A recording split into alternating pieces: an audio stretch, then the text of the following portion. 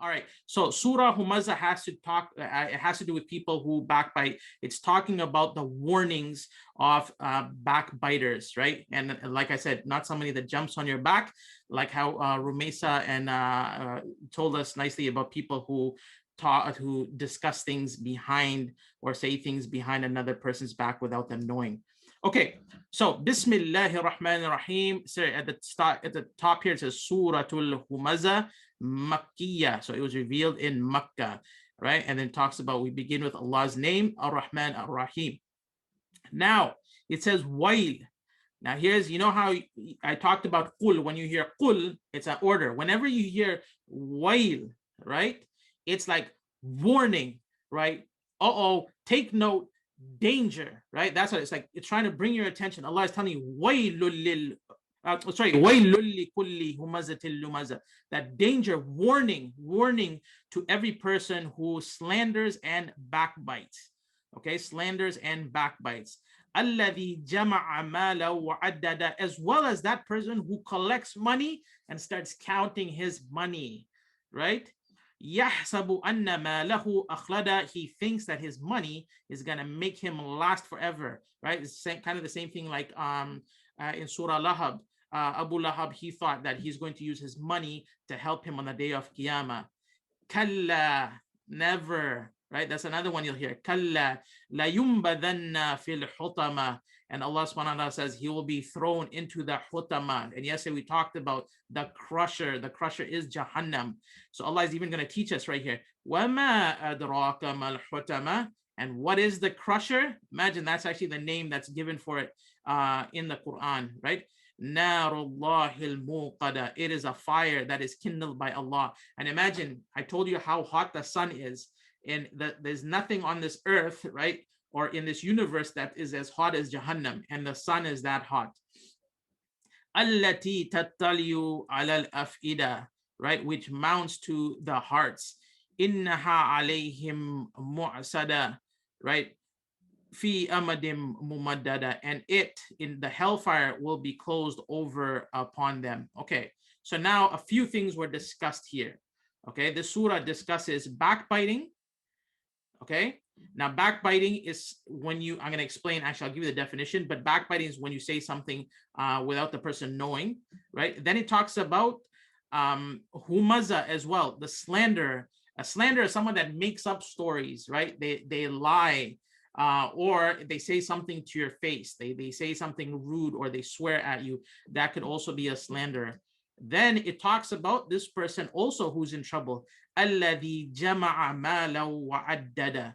And this is the kind of person, right? Like I told you, there is nothing wrong with being rich in Islam, right? There's 10 particular Sahaba called the Ashara Mubashara who were promised Jannah, and most of them were rich. Eventually, when they passed away, they were rich. And it's not because their lives were based on that, is that they became rich in whatever they did, but they didn't sit there and just, use their money for their own stuff. They gave out zakat, they helped, they used it for the sake of Allah. So here it's talking about the person. There are people, they always count their money, they check their bank account. Okay, I got this, I got this, I got this. And then they get all this money and they spend all their lives getting that money, but they don't help anybody at all.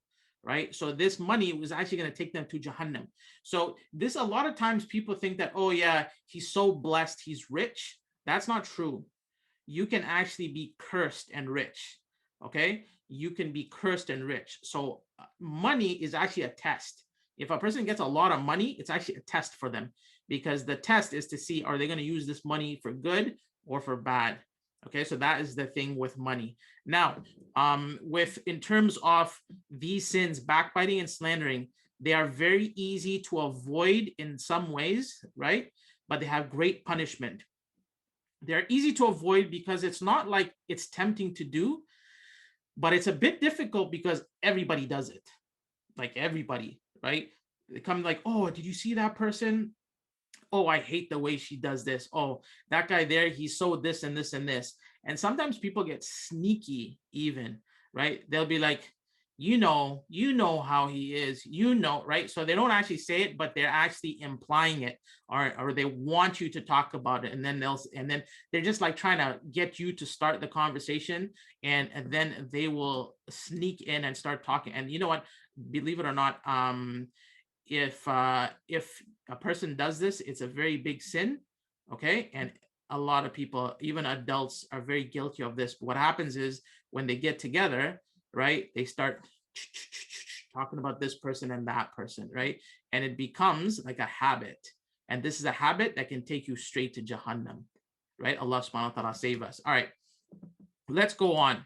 Okay, ghiba or backbiting. Ghiba is the Arabic word for it. So you can hear this term ghiba sometimes. Means speaking about a Muslim or a person in his absence and saying things that he would not like to have being spread around or mentioned, right? It's saying something about a person that they would not like, right? It could be anything. It could be anything like, oh, they're so slow, or they're so short, or whatever. It's something you know that they wouldn't like. Okay, buhtan or slandering means saying things about a Muslim person that are not true or to his face. This is another dangerous one, which I told you about already. And then there's a third one, okay, called namima or gossip. This is also a very dangerous thing. It means telling one person that another person said this. And I don't know if, let me see your hands. Has anybody ever experienced this at school, where you find one person that they always talk about another person? Oh, this person said this about you, right? And then they go to another person and say, this person said this about you. And before you know it, right, look how many hands are going up, right? So this is something that is very, very dangerous. And people who do this, you got to be very careful around people who do this. They can be very good people, but, and I'm using the word very a lot because it's something that you have to take care and see who's doing this, because you don't want to get pulled into it. Okay. Now here's a hadith from it's narrated from Abu Hurairah radiallahu, and he said, Nabi sallallahu alaihi wasallam said, do you know what ghiba or backbiting is? He's asking the Sahaba. So the Sahaba said, Allah and his messenger know best. And then Nabi sallallahu alaihi wasallam said, saying something, listen to this, saying something about your brother or sister that he or she dislikes. Then someone asked, what if what I say about my brother is true? Like, yeah, what if they are short? Or what if they are slow? Then Nabi sallallahu alaihi wasallam said, if what you say is true, then you have backbitten about him. And if it's not true, then you have slandered him. So either way, when you say something about a person that they would not like, you are not allowed to do it. Okay, you are not allowed to do it. So remember my golden rule, just be nice. That's all you have to do. When someone starts talking about another person, all right, I'll give you a solution. But what I do is when someone says, oh, you know what, that person, they're so short, and be like, Allah give them, I make a dua for them. Allah give them strength. Allah make them smart. And then the other person's like, oh, yeah, that's true. I mean, right?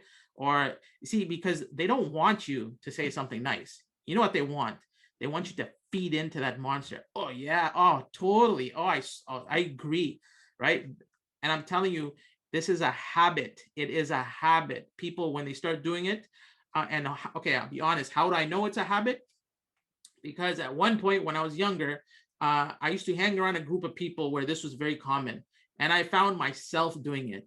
And then what ended up happening within my family, right? And I think this was because of my sisters. My sisters brought this up, and then my dad and my mom, every time someone would say something, they'd be like, ghiba, ghiba, ghiba, stop, ghiba, right? So eventually in my head, I realized that, you know what? I didn't even know that I'm doing this, right? And you don't even realize that you start doing it as well. You start to join in. Okay, here's another hadith. This gets very interesting. So Ibn Abbas radiallahu anhu, he said that Nabi sallallahu alaihi wasallam, he passed by two graves. Okay, listen to this. And Nabi sallallahu alaihi wasallam, he was obviously given knowledge. Allah gave him knowledge to see things that other human beings couldn't see. So Nabi sallallahu alaihi wasallam, he passes by these graves and he says, you know what? These people, these two graves, they are being punished. And they are being punished for something that was so easy to avoid, right? So the first person, they were being punished because they used to spread gossip. They were a gossiper. And the other person, they were punished because they didn't use the toilet properly. they used to not use the toilet properly, and so they would never be clean. So a lot of times, right, when in my classes especially, and I'll talk about joining my classes or even the free classes that I'll do, is that I teach about cleanliness a lot, right? How to keep clean, how to use the toilet properly. Because if a person uses the toilet improperly, they don't use it correctly, and they themselves are not pure, right, then their salah won't be counted.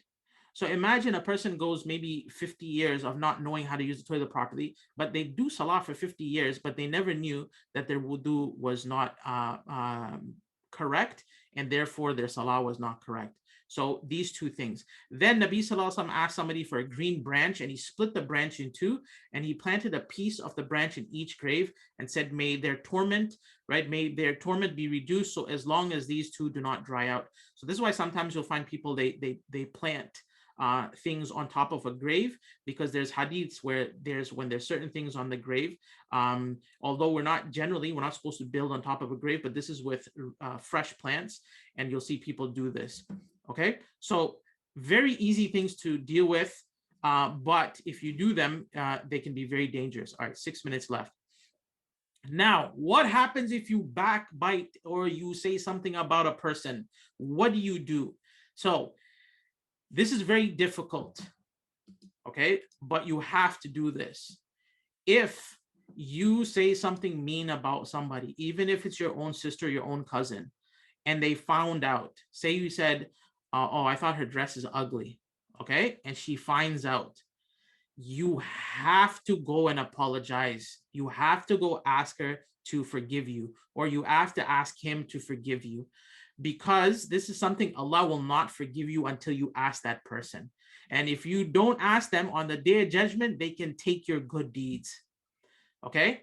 Now, say you say something mean about a person, but they don't know you said it. That doesn't mean, don't go tell them, say, hey, you know what? Yesterday, I made fun of your dress, and so I'm just here to say sorry, right? Because now you're actually hurting them. If they don't know, then Allah has chosen for them not to find out. Then what you do is just say astaghfirullah and promise to Allah, I won't do that again. Be nice. It is nice to be nice. I should get that on a shirt. It is nice to be nice.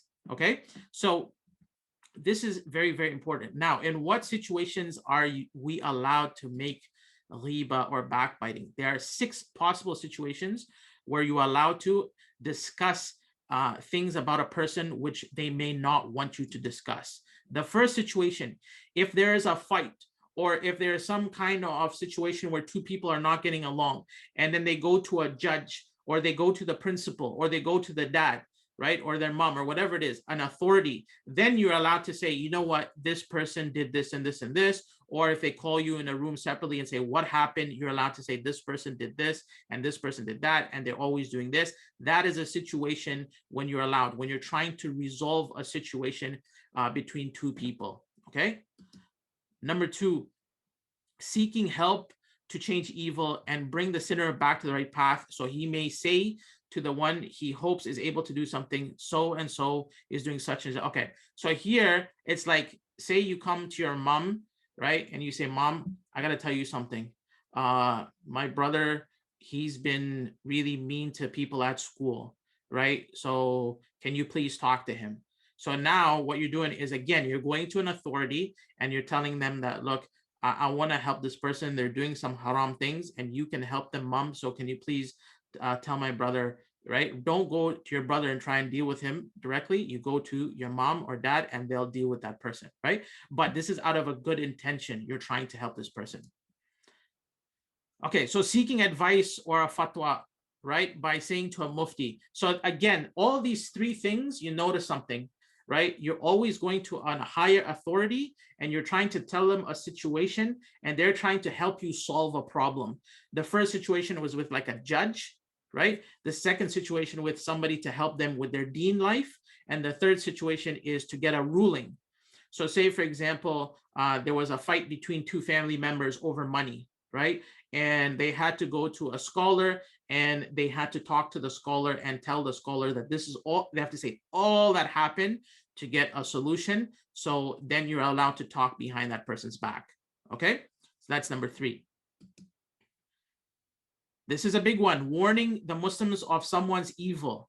Okay, now, if you know that there's someone in your class that steals, or you know that someone in your class, or you know that there's this person at school and they do drugs, or they smoke cigarettes, or they swear a lot, right? And you go to your friend and you're like, hey, Ibrahim, you know what?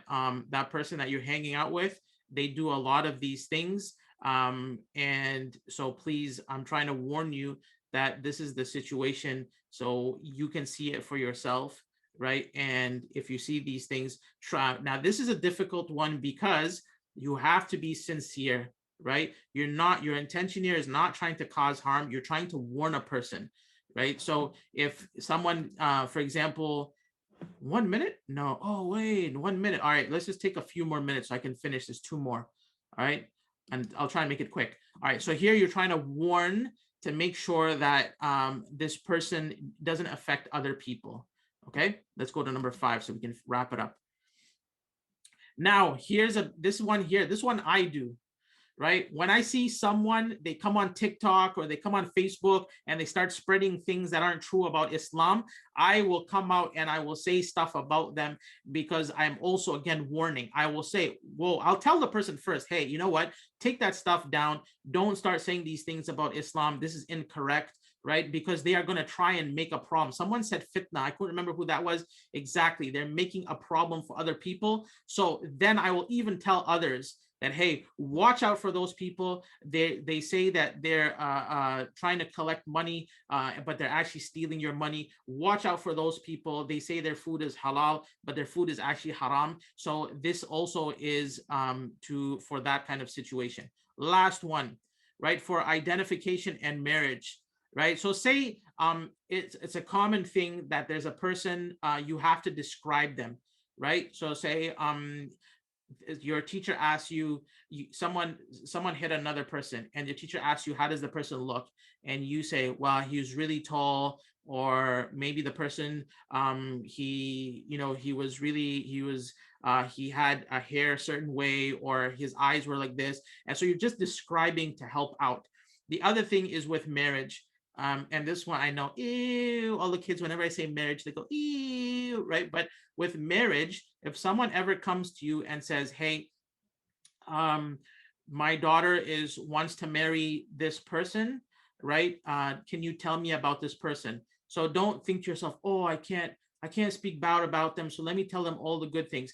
You have to tell them the truth, that, hey, you know what, you better watch out, because this guy here is known to be someone that has robbed people, or he was known to be someone that's got a really bad temper, right? Because you don't want some poor girl or some poor boy to get married to another person and find out that that person has his hidden past, and then that poor person is stuck in this situation. So when someone comes to you and says, what is the, you know, even if it's your close friend, be honest. You have to be honest. Okay, so these are the 6 situations where a person is allowed to use riba whenever they're trying to, and you can see it's either to get help, right, or to protect the deen of Allah, or protect people, and to be sincere and have good intention.